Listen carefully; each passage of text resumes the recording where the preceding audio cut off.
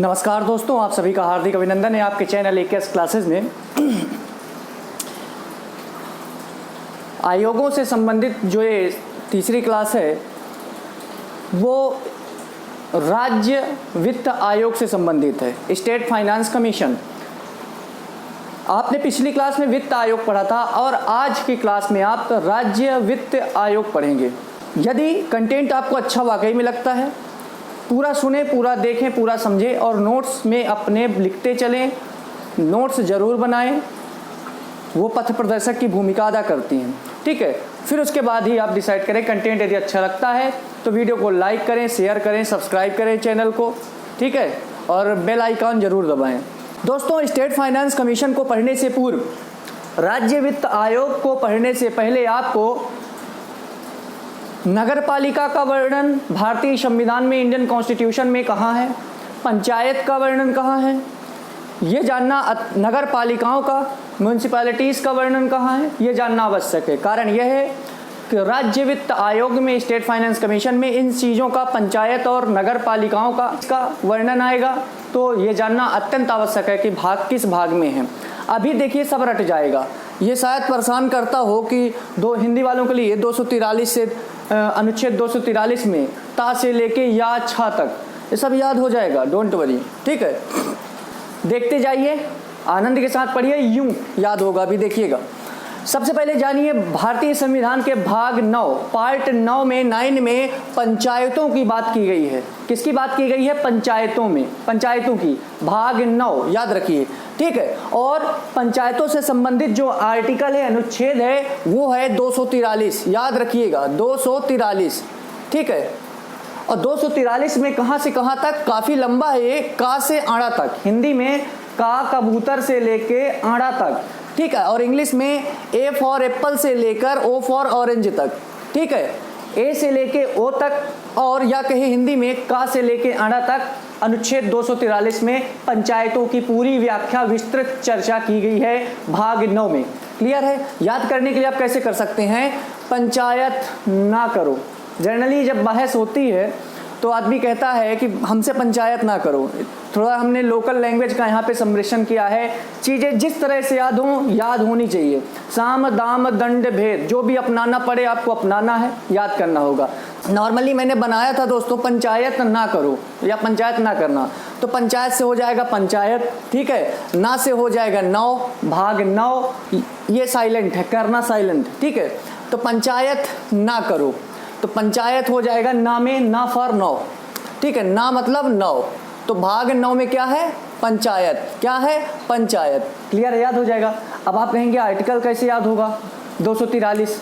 अच्छा, वित्त आयोग का वर्णन किस में है? 280 में। किस में है? 280 में। लेकिन राज्य वित्त आयोग का वर्णन 243 में है। फिर से सुन लीजिए, वित्त आयोग, फाइनेंस कमीशन का वर्णन आर्टिकल 280 में है, जबकि राज्य वित्त आयोग, स्टेट फाइनेंस कमीशन का वर्णन किस में है? आर्टिकल 243 में, 243 में है।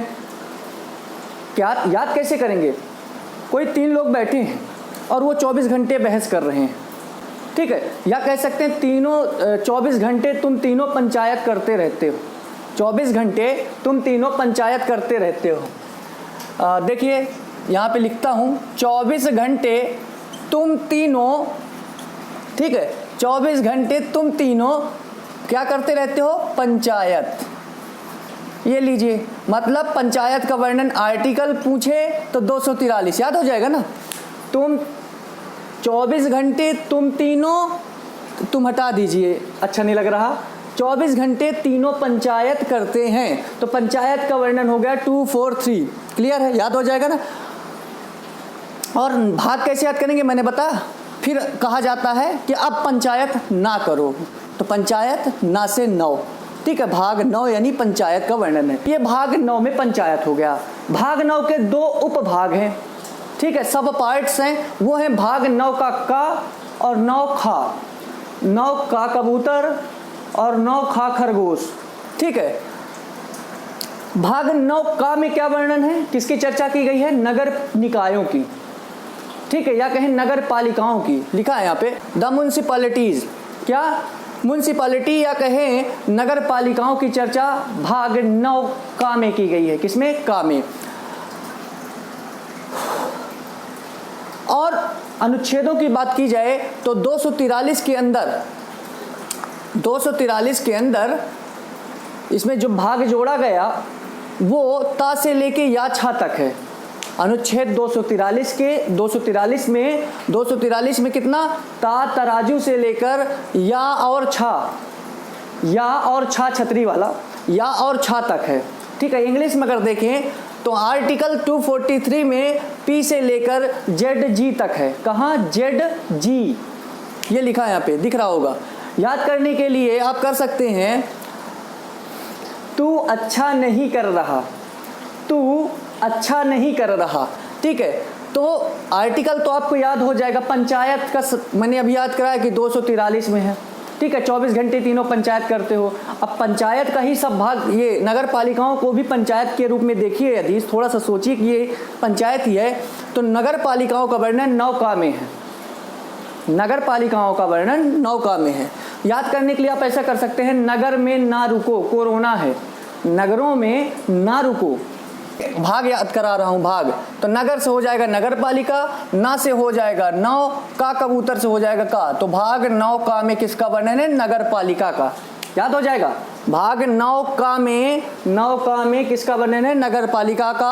आर्टिकल याद करने के लिए 243 ता से लेकर या छा तक है, यानी पी से लेकर जेड जी तक है। इसके लिए ट्रिक है, तू अच्छा नहीं कर रहा है, तो तू से हो जाएगा ता, तू से हो जाएगा ता, तू अच्छा नहीं कर रहा, तो तू से हो जाएगा ता तराजू।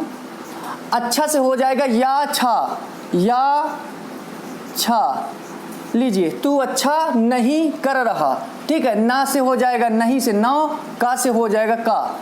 लीजिए, 9 का में किसका वर्णन है? अभी मैंने बताया नगरों का, नगर पालिका का। ठीक है। आर्टिकल 243। मेन डिफिकल्ट यही होता है, ता से लेकर या छा तक है, ये शब्द कंफ्यूज हो जाते हैं, व्यक्ति कंफ्यूज हो जाता है। तो याद रखिए कि तू अच्छा नहीं कर रहा, तू फॉर ता, अच्छा से हो जाएगा या छा, नहीं से नौ, कर से का, तो 9 का। याद हो जाएगा ना दोस्तों। अगला भाग है भाग 9 का दूसरा सब पार्ट्स, उपभाग 9 खा। 9 खा में सहकारी समितियों का वर्णन है। ठीक है। कोऑपरेटिव सोसाइटीज का वर्णन है। किसमें? सहकारी समितियों का वर्णन भाग 9, भारतीय संविधान के भाग 9 खा में है। और अनुच्छेद याद रखेंगे 243 में या यति से लेकर या जा से लेकर या ना तक है। या जा से लेकर या ना तक है। और 243 आर्टिकल तो है ही है। क्यों 243 हो रहा है? क्योंकि ये भाग 9 के उपभाग हैं, सब पार्ट हैं। ठीक है। तो जाहिर सी बात है कि 243 के अंदर ही सब आएगा ये, क्योंकि उपभाग हैं, इन्हीं के अंदर जोड़े गए हैं संविधान संशोधन करते हुए सारी चीजें। आइए, तो याद करने के लिए आप कर, अच्छा, इंग्लिश में जेड एच से लेकर जेड टी तक है। जेड एच से लेकर जेड टी तक है।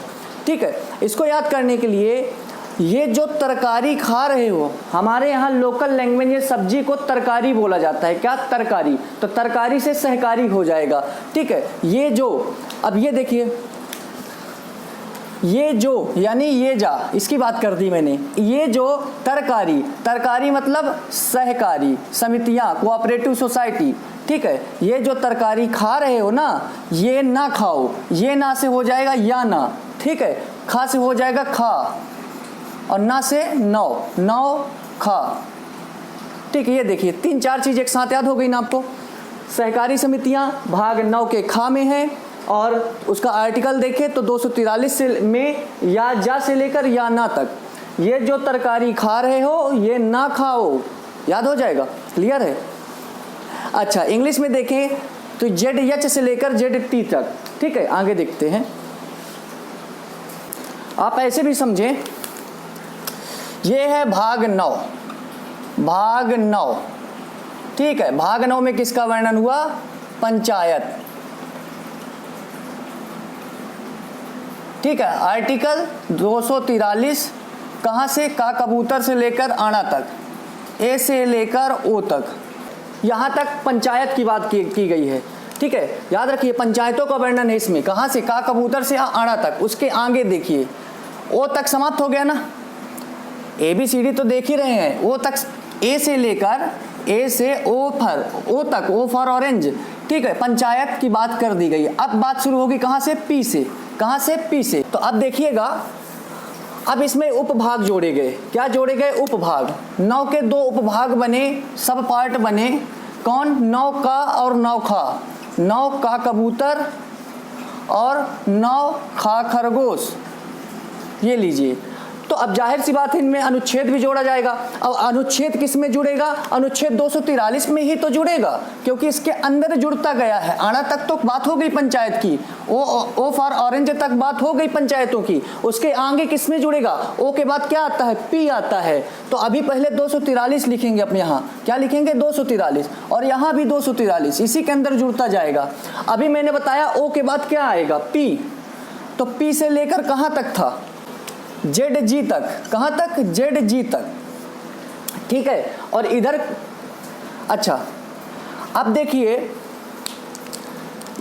ये जो जी है ना, वो जेड के अंदर जुड़ा है। Z A, Z B, Z C, Z D, Z E, ऐसे करते करते कहाँ तक, जेड जी तक, ठीक है। एफ और जी, तो ये जेड, ये मूल पार्ट है, मूल है। कौन, मूल अनुच्छेद है, इसके अंदर जी जुड़ा।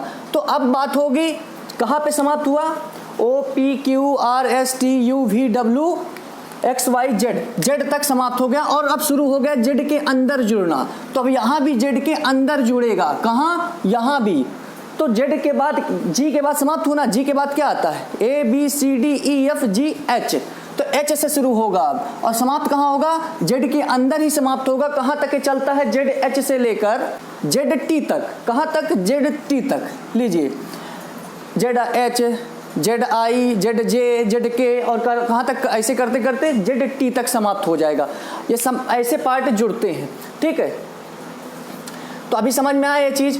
तो इसीलिए मैंने बोला ओ यहाँ का कबूतर से लेकर आना तक बिल्कुल ना देखें, क्योंकि वो पूरा पंचायत ले लिया। अब यहाँ जब 9 का में जुड़ता है नगर पालिका, म्यूनसिपैलिटी, तो उसके लिए अलग आर्टिकल जुड़ते गए। और इधर जुड़ेगा क्या, सहकारी समितियां, कोऑपरेटिव सोसाइटीज। ये कंफ्यूजन रहता है इसमें थोड़ा सा, इसलिए मैं चीज़ें बता रहा हूँ, ठीक है। अभी समझ में आया। ओ के बाद क्या आता है, पी। तो पी से लेकर जेड तक चला, और इसमें भी जेड तक तो चला, जेड के अंदर भी कई चीज़ें जुड़ गई, कई अनुच्छेद जुड़ गए, तो जेड जी तक चला। अब बात कहाँ तक समाप्त हुई, जेड के बाद जी तक, क्योंकि जेड के अंदर जी तक जोड़ा गया। अब जी के बाद आता है एच, तो इधर जुड़ेगा एच से, तो जेड एच से लेकर जेड टी तक जुड़ता गया। हिंदी वाले देखें, ता तराजू से लेकर या छा तक, या छा तक। अभी देखिए यहाँ कहाँ खत्म हुआ, आड़ा। आड़ा के बाद क्या आता है, का खा गा घा अंगा, चाचा जा झा इया, टाटा डाढ़ा आड़ा, फिर ता तराजू आता है हिंदी में। तो देखिए आड़ा के बाद क्या जुड़ा, ता। किस में जुड़ा, 243 में ही तो जुड़ेगा। इतना बड़ा आर्टिकल है, लगता है भारत शासन अधिनियम 1935 के बराबर है, उसकी समानता रखता है, ठीक है। तो आड़ा के बाद आता है ता। ता के बाद ता, था, दा, धा, या में जुड़ता गया क्या, कहाँ तक, छा तक। या का जुड़ा, फिर या खा जुड़ा, सॉरी, या खा जुड़ा, फिर या गा जुड़ा, ऐसे का खा गा, ऐसे करते करते कहाँ तक, छा छतरी तक, ठीक है। तो यही चीज़ इंग्लिश में मैंने पी से जेड जी, ओ के बाद पी, और हिंदी में आड़ा के बाद ता। कहाँ तक चला, जेड तक, हिंदी में या तक चला, ठीक है। क्लियर है ये चीज़। आइए सहकारी समितियों में देखिए। अब देखिए कहाँ से समाप्त हुआ, मूल कहाँ है, ये कहाँ समाप्त हुआ, या में। अब यहाँ कहाँ शुरू होगा हिंदी में, 243 के अंदर या यति, या जा से लेकर या ना तक, देख पा रहे होंगे। यहाँ कहाँ खत्म हुआ, या यति में, छा छतरी से। तो छा के बाद क्या आता है, चा छा जा, ठीक है, जा फॉर जहाज। तो या के अंदर जुड़ा कौन, अब जा, और जाएगा कहाँ तक, ना तक, ठीक है। इंग्लिश में एच से लेकर टी तक किसके अंदर जुड़ते गए, जेड के अंदर, ठीक है, जेड के अंदर जुड़ते गए। अब ये याद आया, समझ में आई चीज़ें, क्लियर है पूरा ये ब्यौरा। ठीक है, नौका और नौखा, ये थोड़ा बड़ा कन्फ्यूजन रहता है इसमें, याद कैसे करना है मैंने बता दिया है। चलिए दोस्तों बात करते हैं राज्य वित्त आयोग की, स्टेट फाइनेंस कमीशन की, जिसका वर्णन किसमें है, 243 अनुच्छेद 243 में। ठीक है, चलिए इसकी स्थापना क्यों होती है, पहली चीज जानिए इसकी स्थापना क्यों की गई। इसमें लिखा है to review the economic situation या कहें financial status of panchayat and municipality, अर्थात वित्तीय स्थिति के पुनर्विलोकन के लिए, वित्तीय स्थिति के पुनर्विलोकन के लिए या कहें वित्तीय स्थिति की समीक्षा करने के लिए।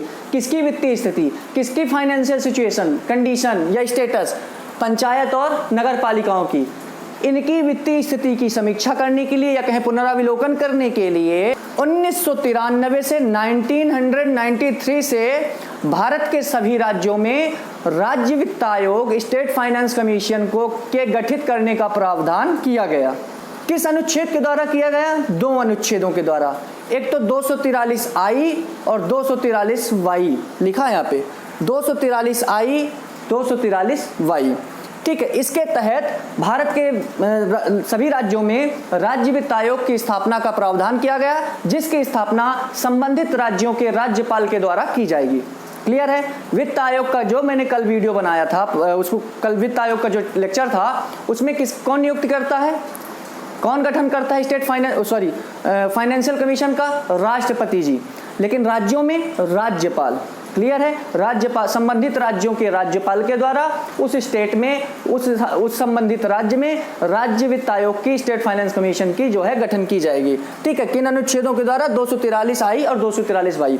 आइए दोस्तों, 2 संशोधन किए गए, ये बाद में जुड़े। राज्य वित्त आयोग, पहले केवल वित्त आयोग था और राज्यों के लिए जब वित्त आयोग लाया गया तो इसके लिए संविधान संशोधन करना पड़ा। ठीक है, कॉन्स्टिट्यूशन अमेंडमेंट हुआ और वो कॉन्स्टिट्यूशनल अमेंडमेंट जो है वो 2 हैं दोस्तों, एक तो 73वां 73rd कॉन्स्टिट्यूशनल अमेंडमेंट और वो हुआ आपका 1992 में, 1992 में। ठीक है, और इसके तहत भारतीय संविधान में एक अनुच्छेद जोड़ा गया, अनुच्छेद 243 में ही, ये जो भाग 9 में है, 243 में एक भाग जोड़ा गया, कौन सा, आई।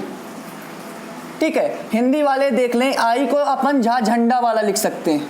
ठीक है, 243 झा बोले या इंग्लिश में 243 आई बोले, जनरली यही पूछता आई। ठीक है, मान लीजिए धोखा देने के लिए हिंदी शब्द ला दिया तो देखे रहिए, अल्फाबेट के नंबर ही हैं, ABCD पढ़े, काखा गाघा पढ़े, वो सेम है, सिमिलरिटी जहाँ है, इनका जो नंबर है वो क्या है, सेम है। जैसे का इंग्लिश में A, खा B। ठीक है, कंफ्यूज ना होइएगा। अच्छा, तो इसके तहत ये क्यों लाया गया दोस्तों, ये जो है यहाँ पे लिखा है पंचायती राज संबंधी वित्तीय कार्यों को संपादित करने के लिए राज्यों में क्या हो रहा था, वित्तीय जो है वित्तीय सिचुएशन जो है असंतुलित हो रही थी। ठीक है, जो वित्तीय स्थिति थी वो संतुलित होती जा रही थी। इसके मद्देनजर क्या हुआ कि पंचायती राज संबंधी जो भी वित्तीय कार्य थे, इसके संपादन के लिए, इसके समीक्षा के लिए या पुनराविलोकन के लिए, रिव्यू के लिए क्या किया गया, राज्य वित्त आयोग में राज्य वित्त आयोग की स्थापना की गई। ठीक है, आइए 74वां संविधान संशोधन,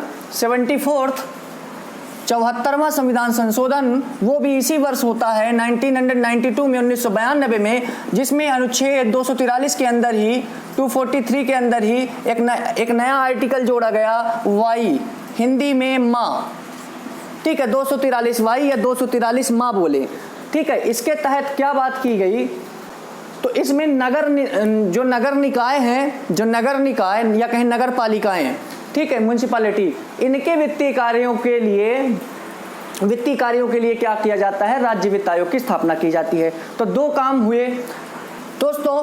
पंचायतों के लिए राज्य वित्त आयोग, स्टेट फाइनेंस कमीशन जो भी वित्तीय कार्य करेगा, जो भी फाइनेंशियल एक्शन होंगे, जो भी एक्टिविटीज होंगी, वो पंचायतों के लिए SFC करेगा, यानी स्टेट फाइनेंस कमीशन। वो भी दोस्तों आर्टिकल अनुच्छेद 243I के द्वारा करेगा, यानी आई झा झंडा बोले। ठीक है, और ये जुड़ता है भारतीय संविधान में 73वें संविधान संशोधन से, 73वें 73rd कॉन्स्टिट्यूशनल अमेंडमेंट से।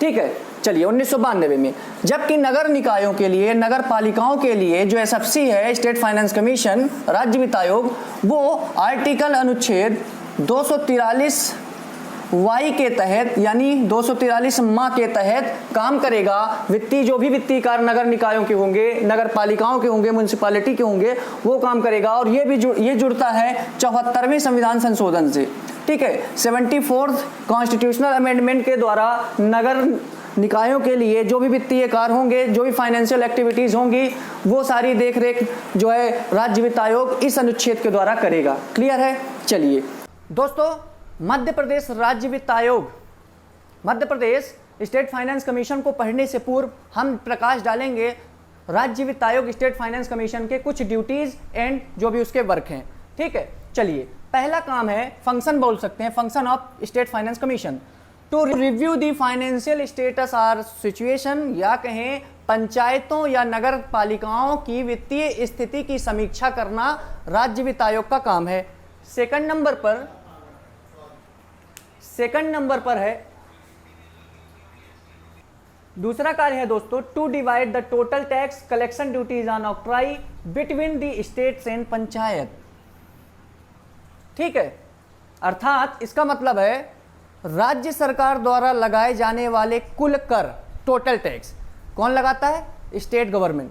राज्य सरकार द्वारा लगाए जाने वाले कुल कर, चुंगी मार्ग पर एकत्रित शुल्क, चुंगी मार्ग पर एकत्रित शुल्क आदि का राज्य व पंचायत के बीच में बंटवारा करना स्टेट फाइनेंस कमीशन का कार्य होता है, ठीक है। ये बात याद रखिएगा। तीसरा जो काम है वो fixation of taxes, octroi, route tax duties and handling it over to the local self government, ठीक है। Fixation of tax, octroi, route tax duties and handling it over to local self governments, ठीक है। अर्थात इसका अर्थ होता है करों, चुंगी, मार्ग कर एवं शुल्क का निर्धारण करना स्टेट फाइनेंस कमीशन का वर्क है, और इसे सौंप देना किसको? स्थानीय स्वशासन को, अर्थात लोकल सेल्फ गवर्नेंस को, स्थानीय स्वशासन को सौंप देना भी जो है राज्य वित्त आयोग का कार्य होता है। नेक्स्ट है ensuring principles on grants to panchayat and municipalities, ठीक है। अर्थात पंचायतों व नगर निकायों को दी जाने वाली अनुदानों के संबंधों में सिद्धांत सुनिश्चित करना भी राज्य वित्त आयोग का काम होता है। अच्छा, ये ग्रांट्स, ये अनुदान कहां से मिलेंगे? राज्य की संचित निधि से, राज्य की संचित निधि से, या कहें समेकित निधि से, संचित या समेकित, अर्थात consolidated fund of state, consolidated fund of state, अर्थात राज्य की संचित निधि या समेकित निधि से नगर निकायों एवं पंचायतों को दी जाने वाली अनुदानों के संबंध में जो भी प्रिंसिपल हैं, जो भी सिद्धांत हैं, वो सब सुनिश्चित करता है कौन? State finance commission. अच्छा, पांचवा काम है दोस्तों, ensuring necessary measures for improvement of financial condition of panchayat and municipalities, ठीक है। अर्थात जो स्टेट फाइनेंस कमीशन है, राज्य वित्त आयोग है, इसका पांचवा काम जो मैंने बताया यह है पंचायतों एवं नगर पालिकाओं के वित्तीय स्थिति में सुधार हेतु, ठीक है, लिखा है यहाँ पे for improvement of financial condition of panchayat and municipalities, ठीक है। पंचायतों एवं नगर निकायों की वित्तीय स्थिति में सुधार लाने हेतु जो स्टेट फाइनेंस कमीशन होता है, राज्य वित्त आयोग होता है, वह उपाय सुझाव देता है, ठीक है। क्या सुझाव देता है? उपाय इसके जो भी हैं कि कैसे पंचायत और नगर पालिकाओं के वित्तीय स्थिति में जो है सुधार लाया जाए, इंप्रूवमेंट लाया जाए, ठीक है। तो ये बात हो गई। छठवां काम ये है कि जैसे पिछली क्लास में मैंने बताया था, वित्त आयोग कुछ अन्य विषय होते हैं जो राष्ट्रपति वित्त आयोग को सौंपेगा या वित्त आयोग से जो है सुझाव मांगेगा, कुछ अन्य विषय होते हैं। उसी तरह सिमिलरली हियर जो राज्यों में राज्य वित्त आयोग होता है, स्टेट फाइनेंस कमीशन होता है, तो संबंधित राज्य के राज्यपाल जो भी कुछ अन्य विषय उसको देंगे, उसमें ये अपने सुझाव, अपनी संस्तुति, अपना जो वह है इसमें मत प्रस्तुत करेगा, सिफारिश देगा, सारी चीज़ें वो अन्य विषय पर होते हैं, ठीक है। जो राज्यपाल उचित समझे वो काम इसको दे सकते हैं वित्तीय संबंधी, ठीक है। अब नेक्स्ट चीज़ देखते हैं कि जो इसकी सिफारिशें होती हैं, संबंधित राज्यों के राज्यपाल, संबंधित राज्यों के राज्य वित्त आयोग की जो सिफारिशें होती हैं, या इसको प्रतिवेदन कहें या रिपोर्ट कहें, ये संबंधित राज्य के राज्यपाल को सौंपते हैं। ठीक है, स्टेट फाइनेंस कमीशन किसको रिपोर्ट देता है? राज्यपाल को। उधर मैंने बताया था राष्ट्रपति जी को। राज्यपाल क्या करते हैं? इन्हें इस रिपोर्ट को, इस सुझाव को, इस प्रतिवेदन को राज्य विधानमंडल में, स्टेट लेजिस्लेचर में रखवाते हैं। ठीक है, कहाँ? राज्य विधानमंडल के सदनों में, हाउस में पेश करवाते हैं। और कब पेश करवाते हैं? बजट प्रस्तुतिकरण के पूर्व, before the presentation of budget. ठीक है, बजट के प्रस्तुतिकरण के पूर्व इसको पेश करवाएंगे। अब चूंकि जो वित्त आयोग होता है, मैंने बताया था आपको कि गैर बाध्यकारी प्रकृति का होता है। कैसा? नॉन बाइंडिंग नेचर, गैर बाध्यकारी प्रकृति का। इसकी सिफारिशों को, इसके प्रतिवेदन में जो इसके सुझाव होते हैं वो जो है मानी जा सके, ये इंपॉर्टेंट नहीं होता है। मानी भी जा सकती हैं और नहीं भी मानी जा सकती हैं, लेकिन परंपरा, पिछली क्लास में मैंने बताई कि परंपरा यही चली आ रही है कि इनके सुझावों को इम्प्लीमेंटेशन के लिए शामिल कर लिया जाता है। ठीक है, पिछली क्लास में ये सारी चीज़ें आप पढ़ चुके हैं। अब समझिए बात को कि गैर बाध्यकारी है, मानना है या नहीं मानना है बाद में तय होगा।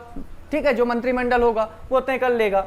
मंत्रिमंडल जो होता है, कैबिनेट होता है, वो निर्धारित करेगा कि इसकी सिफारिशों को व्यवहार में शामिल करना है या नहीं करना है। इसलिए जब भी बजट लाया जाता है तो बजट लाने से पहले ही इसकी सिफारिशों को राज्यपाल महोदय सदन में पेश करवाते हैं, हाउस में रखवाते हैं। अब रिपोर्ट को कैबिनेट लेता है, उसे इम्प्लीमेंटेशन के लिए शामिल करता है बजट में, तो अच्छी बात है। नहीं करता तो कोई बात नहीं, क्योंकि बाध्यकारी नहीं है, गैर बाध्यकारी है, नॉन बाइंडिंग है, तो संभव, लेकिन परंपरा यही कि ले ली जाती है इसकी सिफारिशों को। ठीक है, अब बात कर Madhya Pradesh state finance commission की, मध्य प्रदेश राज्य वित्त आयोग की। थोड़ा सा जानकारी है, उसको भी ले लेते हैं मित्रों। अब बात करते हैं मध्य प्रदेश राज्य वित्त आयोग की। ठीक है, Madhya Pradesh state finance commission की। तो इसकी स्थापना होती है मध्य प्रदेश राज्य वित्त आयोग की 1993 में। याद रखिएगा ये डेट। ठीक है, ये वर्ष याद रखिएगा। दिख रहा है, चलो। तो 1993 में मध्य प्रदेश राज्य वित्त आयोग की स्थापना होती है। कैसे होती है? संबंधित राज्य के गवर्नर द्वारा, राज्यपाल द्वारा, मतलब मध्य प्रदेश में इसका गठन होता है राज्यपाल के द्वारा। यह कार्यक्रम शुरू हुआ 1993 से राज्यपाल के द्वारा। एवरी 5 ईयर, प्रत्येक 5 वर्ष के अंतराल पर। ठीक है, प्रत्येक 5 वर्ष पर राज्यपाल जो है मध्य प्रदेश राज्य वित्त आयोग की स्थापना करेंगे, या उन्हें यदि ऐसा लगे आवश्यकता अनुसार, ठीक है, अकॉर्डिंग टू नीड्स, उस 5 वर्ष के पहले भी इसका गठन राज्यपाल कर सकते हैं। ये तुलनात्मक अध्ययन ही समझें, जो पिछला कल का पार्ट था फाइनेंस कमीशन का, वित्त आयोग का। दोस्तों, जो स्ट्रक्चर होता है, संरचना होती है, वो उसी प्रकार है जैसे कल वाला पार्ट था। क्या? एक अध्यक्ष और 4 सदस्य। ठीक है, एक अध्यक्ष और 4 सदस्य, ये बात याद रखिएगा।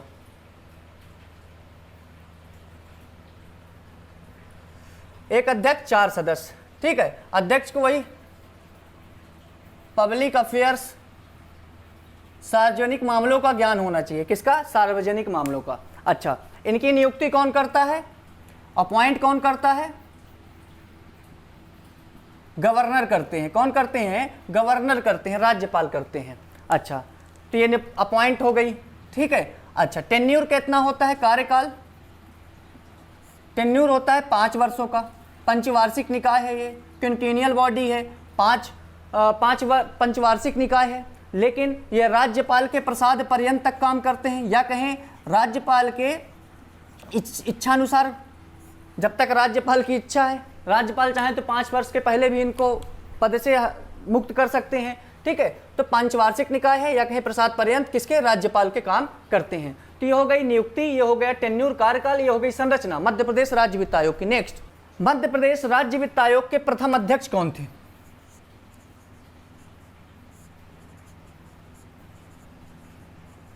मध्य प्रदेश राज्य वित्त आयोग के, Madhya Pradesh state finance commission के फर्स्ट चीफ जो थे, आपको बता दूं, सवाई सिंह थे। कौन? सवाई सिंह। ठीक है, लेकिन कभी कभी आपको किसी किसी पुस्तक में शीतल सहाय मिलेगा। क्या मिलेगा? शीतल सहाय।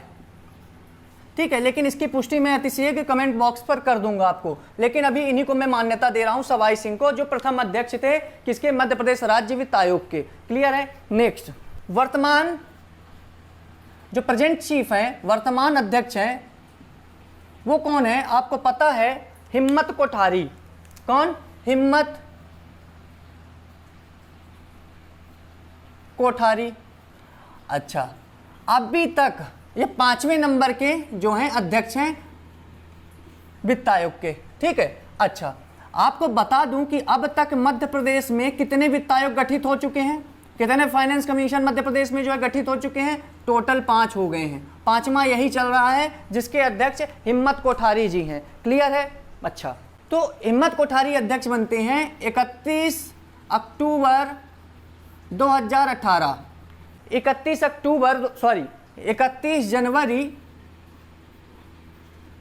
31 जनवरी 2018 को हिम्मत कोठारी जो हैं 5वें वित्त आयोग बनते हैं। क्लियर है। टोटल अब तक मध्य प्रदेश में 5 वित्त आयोग गठित किए जा चुके हैं। क्लियर है इतना। हिम्मत कोठारी अभी वर्तमान में अध्यक्ष हैं, पहले सवाई सिंह थे, किसी पुस्तक में शीतल साय मिलेंगे। 4 सदस्य, एक 4 member and 1 chief. Total member of state Madhya Pradesh state finance commission 5। कब हुआ, गठित हुआ मध्य प्रदेश राज्य वित्त आयोग? 1993 में। कौन गठित करेगा? राज्यपाल। कब करेंगे? प्रत्येक 5 वर्ष के अंतराल पर।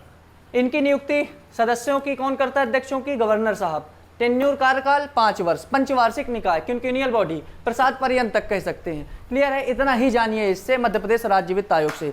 जरूरत पड़ेगी जो चीज़ें और मुझे बतानी होंगी, मैं एडिशनल जो है कमेंट बॉक्स पे ये 2-4 मिनट का वीडियो अगर मुझे कुछ एक्स्ट्रा बताना हुआ अवश्य बताऊंगा।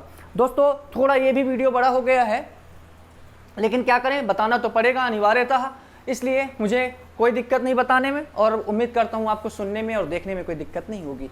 यदि कंटेंट दोस्तों अच्छा लगा है और जियोग्राफी चली रही है शानदार तरीके से, यदि आपको वीडियो अच्छा लगा है, कंटेंट अच्छा लगा है, तो वीडियो को लाइक करें, कमेंट करें, शेयर करें और चैनल को सब्सक्राइब करें दोस्तों। और हाँ, जानकारी ये भी बता दूँ कि इंस्टाग्राम पेज को फॉलो करें, AKS क्लासेस के पेज को इंस्टाग्राम पर और फेसबुक पर।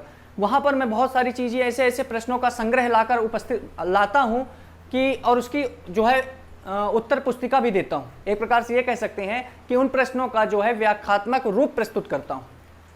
प्रश्न एक होता है, लेकिन उसका एक्सप्लेनेशन आप देखेंगे, अभी जाइए तत्काल देखिए AKS क्लासेस में, और वहाँ पर देख के ही उसके बाद फॉलो करिए आप। खैर, ये आपकी इच्छा है, लेकिन मैं अपेक्षा करूँगा। मिलते हैं अगले पार्ट पर, तब तक के लिए धन्यवाद और जय हिंद दोस्तों।